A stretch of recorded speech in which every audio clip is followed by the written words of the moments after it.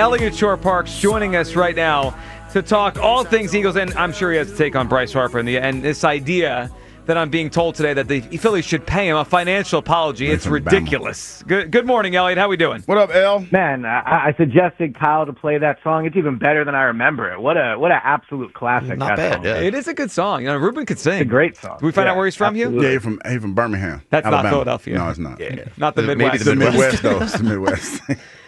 Eliot, how we doing on this bye week? We haven't spoken in a while. So where are you right now on the state of the Eagles post-trade deadline? What did you make when you added it all together, Eliot, what they did here the last week or so?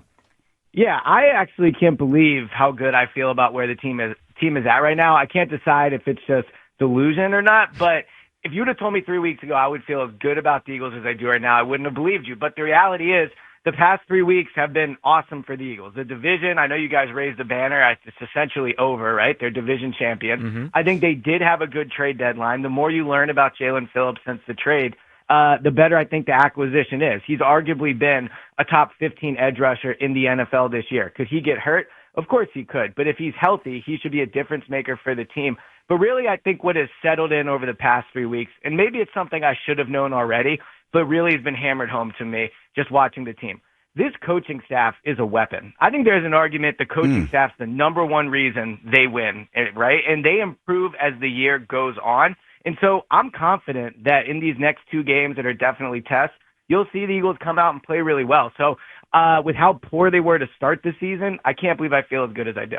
All right, so you mentioned the next 2 games there, and it's interesting how you feel this strongly because I think a lot of people agree with you that they're trending in the right direction. They're going into these games rested and healthier and with some additions in the trade market.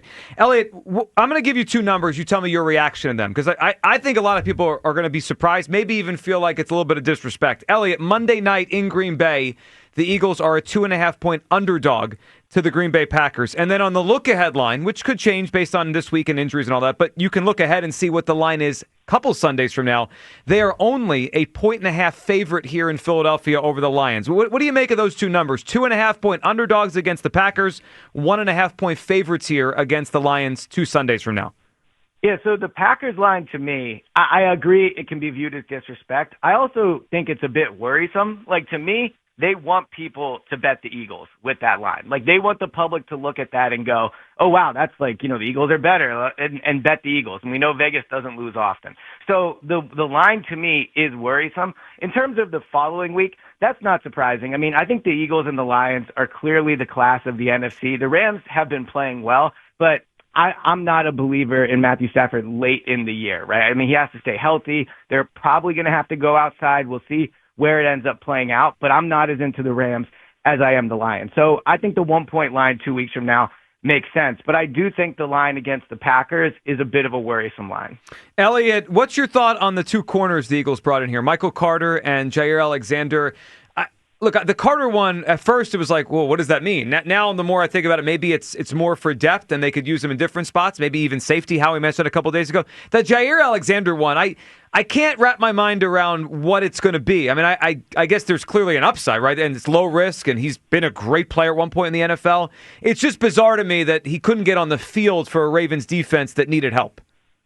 Yeah, so I think the secondary is easily the most concerning part of this team, especially after acquiring Jalen Phillips, Brandon Graham coming back, Nolan Smith coming back. I actually feel really good about the pass rush and where they're at. The secondary is the major concern. And, Jair Alexander, to me, like, he is a shot in the dark. Now, that being said, he has played high-level football recently when he's been on the field. Last year, he played well when he was on the field. The year before, he was one of the best cornerbacks in the NFL when he was on the field. The key is just, why wasn't he on the field in Baltimore? Is it a health thing? Did he not fit their system? Like, what was it, right? So I think counting on Jair Alexander to be a difference maker for this team is not a smart way to go about it. Like, I think the expectation should be 0 for him, but I would bet, like, privately, if you put Howie on a lie detector test, he does have some hope that he can come in here and play well. He's going to be back with Christian Parker. He's going to be around, not in the secondary so much, but there is talent on that Eagles defense.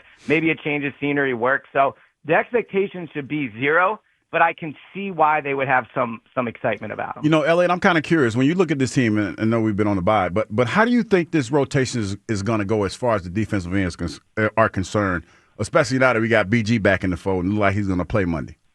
Yeah, it's a great question because, it sounds crazy to say, but Brandon probably came back thinking he was going to play, and I think he will.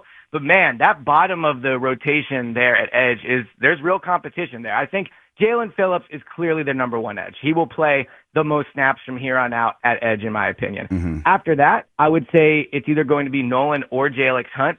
An interesting part of the Jalen Phillips, Nolan Smith combination is they have both played exclusively on the left side of the field in their career. Neither of them have played any snaps of a meaningful note on the right side. So, you can say, well, we'll just put one of them on the right, but that's like acquiring 2 point guards and saying one can just play shooting guard. Like, sure, maybe they can, but you don't acquire him to then change the position, right? So we'll see how they do with that. But I think those are going to be the top 3 guys. After that, it gets interesting. Like, Josh Uche has played good football for them this year. It would be, the cruel reality of the NFL to see him go from playing snaps to all of a sudden being behind Brandon Graham and Jahad Campbell. But that might be what's about to happen. And we haven't even brought up Azeez Ojulari, who I know is on IR now and probably not going to play again, but they gave him $3 million too. So they have a lot of guys there. I'll be really curious to see what they do with that 4th spot. My guess initially would probably be Uche and Brandon Graham splitting those 4 snaps, with Jahad Campbell slowly starting to dip into them. All right, so I'm glad you brought up Jahad Campbell's name. Eliot, I feel like it's kind of the under-talked about thing based on what they've done and what is going on with injuries of guys coming back. So Jahad Campbell started off the year great. Looked like a Defensive Rookie of the Year candidate, and I like his trajectory and think he's going to be a great player. But then we thought maybe, with Nakobe coming back, he'll play more edge. Well, they went and got Brandon Graham. They went and traded for Jalen Phillips. Here comes Nolan Smith soon back from IR. So it doesn't seem like there's as many edge snaps out there for him. And also Nakobe is back, and Nakobe has looked pretty good the first couple of weeks. Eliot, if you had to guess down the stretch of this season, forget injuries. I'm not exclude that because that would change things. If everyone's healthy, who do you think plays more snaps at inside linebacker, Nakobe Dean or Jahad Campbell? I think it'll be Nakobe. And I think another way to look at this is late in the year, or even this week, right? They're going to be playing big-time games where late in the game, they're going to have big-time downs where they need their best players out there. I think as of right now, Jahad will not be on the field for those downs. I think it'll be different edge players, and I think for the most part, it will be Nakobe. I think Nakobe coming back has clearly been a positive for this team. He's played well, and he's helped them. And, I can't fault the Eagles for taking Jahad off the field if the players that they have on the field are playing really well. But also, actions speak louder than words, and we can all, say, well, there's this reason for it, and there's this reason for it, and there's probably truth to it. But the reality is he's their first-round pick that was playing almost every single snap, and his snaps have been dramatically decreased each of the last four weeks. So I think they're still very high on Jahad. I think Jahad does have a bright future. But, it is what it is. He's clearly coming off the field, and I don't think that's going to change. Eliot, does it concern you that the Eagles are going into Lambeau off a Packers loss? Does that particular part of the spot concern you that they're a good team, maybe not great, but they're a good team coming off a loss? Yeah, I think it's not ideal. You would have rather had them win the last game. I don't think there's any argument to that. Why would you want them needing to win the game more than they did before? That being said, I do think with the Packers, it's been 2 years now almost of us all saying, well, the Packers are really good. The Packers are one of the best teams in the NFC. They're really up and coming. And they have not met those expectations. I mean, think of the expectations we place on the Eagles. They're 6-2. They're the top seed in the NFC. They're one of the Super Bowl favorites, and we still don't think they're good enough. With the Packers, they're 5-2-1. They lost to the Browns. They lost to the Panthers. They barely beat the Cardinals. They tied to the Cowboys. And we still talk about them as a legit Super Bowl contender. So they are good. They're certainly capable of beating the Eagles. But I think there is a clear difference in class between these two teams. The Eagles are an actual elite Super Bowl contender, and the Packers right now are closer to frauds than they are contenders. And they're banged up with Tucker Kraft, probably their best weapon, out for the rest of the season. Eliot, let's end with this. We started the show today. Baseball free agency starts later today, and Phillies have a lot of decisions. But Hugh Douglas over here thinks the offseason could start with a Bryce Harper contract extension as a financial apology. Eliot, your take on the idea of the Phillies paying Bryce Harper more money this offseason?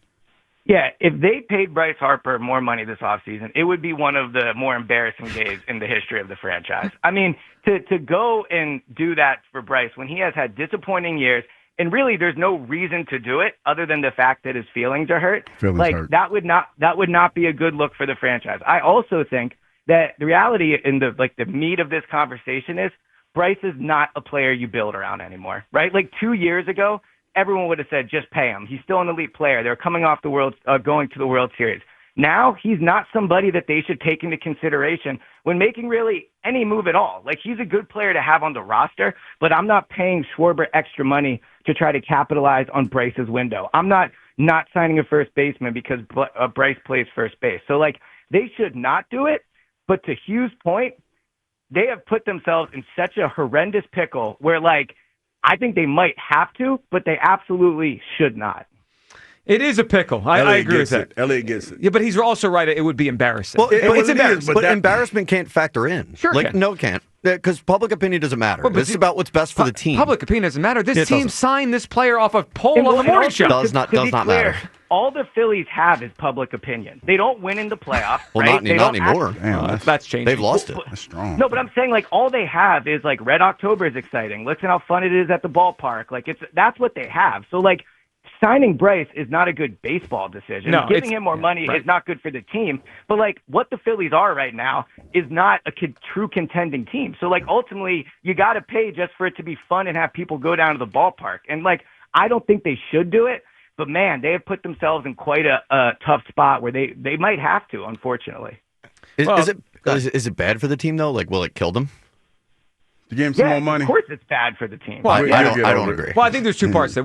Is it bad? Yes. Will it kill? I mean, I don't know. It's not going to hurt them at all. but We're talking about 2 years, first of all, 10 years from now. First of all, it is going to hurt them because we can say there is no salary cap in baseball. There is clearly a self-imposed salary cap with the Phillies. Okay, well, right? that's a separate issue then. Right, but we all agree they have one. Issue. Yeah, we all agree they have one. Issue. Yeah, and Eliot, we appreciate it, man. Thank you for hopping on, and we'll talk to you Monday for the pregame show. It's going to be a fun one. Yep, sounds good. Talk to you guys soon. There he goes. Eliot Shorr-Parks.